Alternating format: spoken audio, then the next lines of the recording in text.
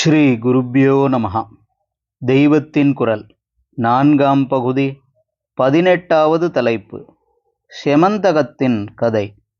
செமந்தகமணி உபாக்ஞானம் என்று பாகவதத்தில் ஒரு கதை இருப்பதாக தெரிந்திருக்கலாம். அந்த கதை என்ன என்று தெரியாவிட்டாலும் செமந்தகமணி உபாக்ஞானம் என்ற பெயரையாவது கேட்டிருக்கலாம். ஆக்ஞானம் என்றால் கதை என்று அர்த்தம். உபாக்ஞானம் என்றால் கிளைக்கதை.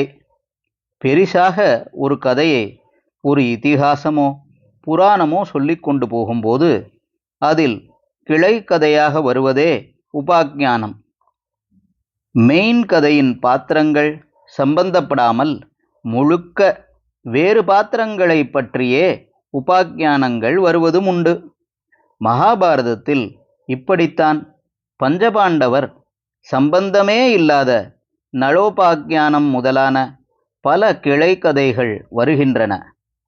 இப்படி இல்லாமல் மெயின் கதையின் பாத்திரங்களுடைய சம்பந்தமுடையதாக மெயின் கதையிலிருந்து எடுக்க முடியாத அதன் ஒரு பிரிவாகவே அங்கமாகவே ஆனாலும் ஒரு தனி கதாம்சம் உள்ளதாக, அதாவது கழித்து கட்ட முடியாத கிளைகளாக உள்ள உபாக்ஞானங்களும் உண்டு.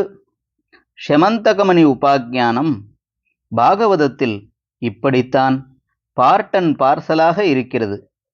செமந்தகம் என்ற தெய்வீகமான மணியை மையமாக வைத்து சாக்ஷாத் ஸ்ரீ கிருஷ்ண பரமாத்மாவுக்கே ஏற்பட்ட பெரிய அபவாதம், அதை போக்கிக் கொள்ள அவர் பாடுபட்டது, இவற்றை இந்த கதை சொல்கிறது.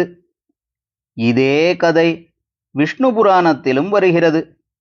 கொஞ்சம் மாறுதலோடு ஸ்காந்தத்திலும் வருகிறது.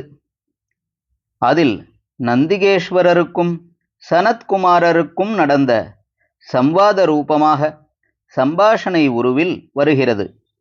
இந்த ஸ்காந்த கதையில்தான் விக்னேஸ்வரர் சமாச்சாரமும் வருகிறது. நான் சொல்லப்போவது சனத்குமாரருக்கு நந்திகேஸ்வரர் சொன்ன இந்த கதைதான். அங்கங்கே பாகவதம், விஷ்ணு புராணம் ஆகியவற்றின் வெர்ஷன்களையும் கொஞ்சம் அவியல் பண்ணிக்கொள்வேன். ஹரஹர சங்கர, ஜெய ஜெயசங்கர. தெய்வத்தின் குரல் மேலும் ஒலிக்கும்.